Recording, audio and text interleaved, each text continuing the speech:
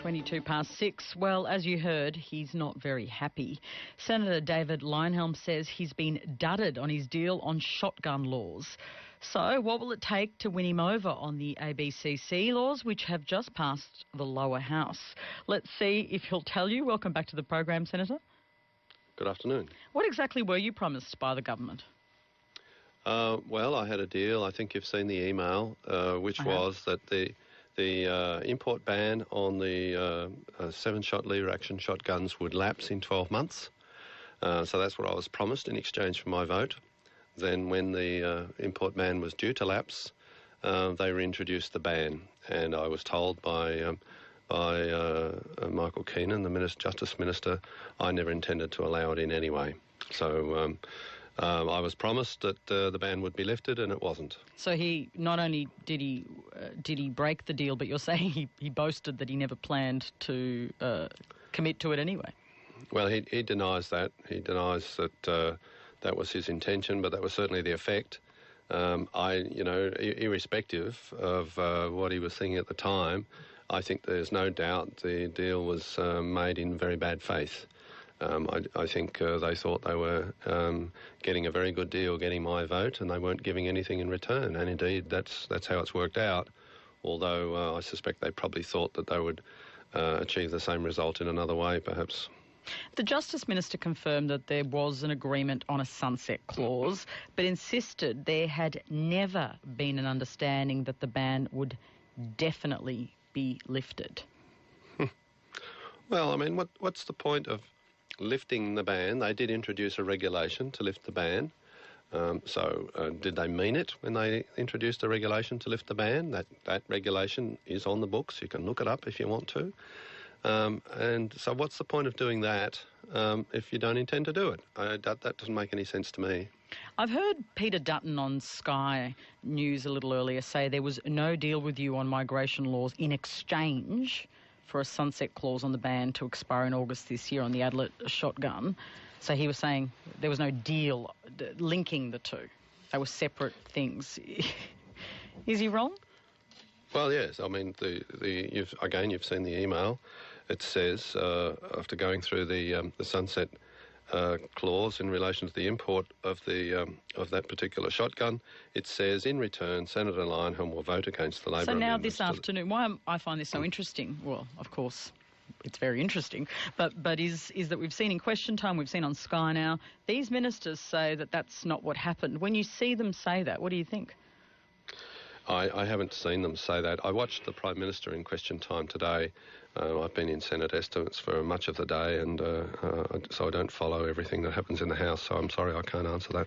What do you make of Tony Abbott's tweet today criticising horse trading on this issue? Wasn't he the one that allowed the original horse trade to occur?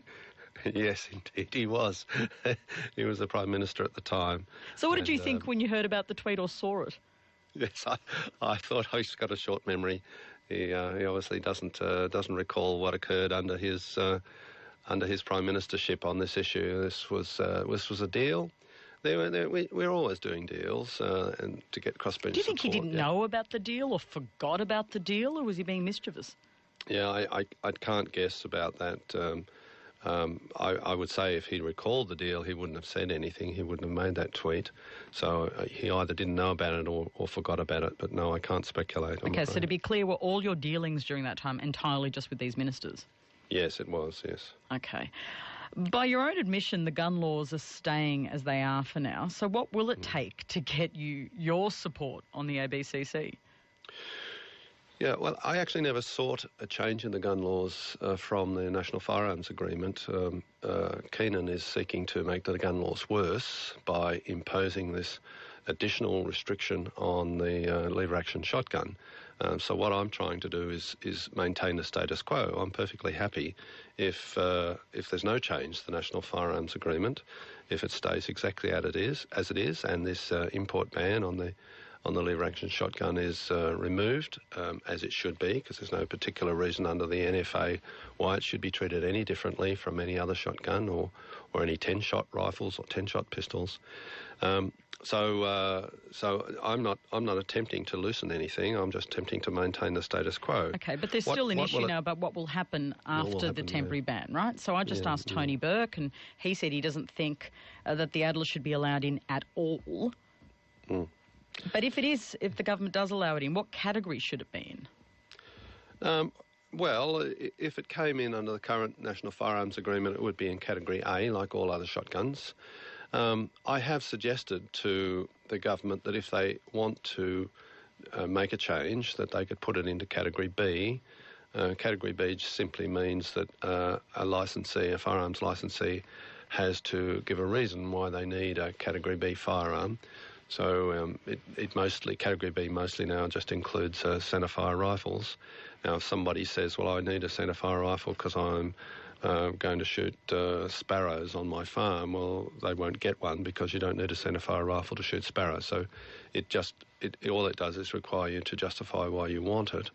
But most firearm owners are able to provide that sort of reason, and it wouldn't upset them. Whereas putting it into any other category would make it essentially unavailable to most of them, and they would be upset. So if they do put it into a Category B, is that still a live option that could occur under this national agreement with the states? Yes, that's an option. Yeah, that could occur as long as the magazine restriction didn't apply. So if shotguns had a 10-shot capacity, as rifles and pistols do. So if you can't have a rifle with more than 10-round magazine or a pistol with more than 10-round magazine, they're put in Category D. They're essentially unavailable except to professional shooters. So they haven't ruled out this Category B option, have they, in the longer term? Yes, the proposals that Michael Keenan is taking to the police ministers does rule that out, yes. OK, so you think it's completely off the table. It means you've got to move on to something else. Is 18C something you'd negotiate on? To be frank, I don't know yet. This ruling out of any changes to the status of the import ban has only occurred today. I was still to deal with the government on the ABCC. They want my vote. They're also very conscious of the fact that I'm a senator for 3 years, and there will undoubtedly be many more instances where they need my vote. It's very, very, very much an unhealed wound. I have been absolutely dudded over this. So they're going to have to find a way to, to repair the damage. I don't think it would help me to make any suggestions, and to be perfectly frank, given that it only occurred today, I don't have any suggestions right now. I'm a sporting shooter. Many of my party's supporters are sporting shooters. We don't like what's happening to us with the gun laws in Australia. It's just a constant encroachment on us. We're the ones that are treated like criminals in waiting, and we think the enforcement of the existing laws is pretty poor. So we don't. This is a very important issue for us. If they were attacking golfers over their golf clubs or tennis players over their tennis rackets, I'm sure you'd hear similar sorts of anguish from golfers and tennis players. So you say this is a sport to us. So you say that just finally that there's a pretty serious wound with the government. You feel pretty disappointed, upset, pretty outraged actually about the way they've treated you. So what does that mean in terms of the ABCC? That bill just passed the lower house. They're going to need your vote. Can they still get it? Well, they're going to have to do some good talking. That I won't go any further than that, but I am reconciled to voting against it if it comes to it. There are some aspects about the ABCC bill that I have never liked. Reverse onus of proof and removal of the right to silence would be the main issues. It's in terms of my party, the Liberal Democratic Party, and our libertarian principles, it's a 50-50 argument. I could go either way, and I could see myself voting against the bill. But are you going to need something else to trade on to get your support? I'm going to need the government to make good. They have dudded me. No, they didn't have to do that deal. Nobody forced them into do it. into doing it. They didn't have to do that deal. I regard it as a very important deal. I thought their ban on the 7-shot lever-action shotgun was utterly wrong right from the start. I still think it is. If they're not going to move on that, then they're going to have to move on something that makes up for me, for me. We'll be watching it closely. David Leyonhjelm, thank you. Thank you. That's the Liberal Democrat Senator David Leyonhjelm saying he's about 50-50 on the ABCC. There you go. Could go either way. That's what 50-50 is. I'm so helpful.